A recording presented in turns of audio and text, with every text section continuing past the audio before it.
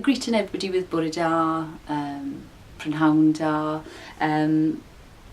marking their work, putting da iawn on their work as well. Incidental Welsh, in maths lessons we might be looking at numbers. So if we have a Welsh speaker in the classroom or knows a little bit about Welsh, then I'll ask them for their numbers in Welsh or colours in Welsh as well.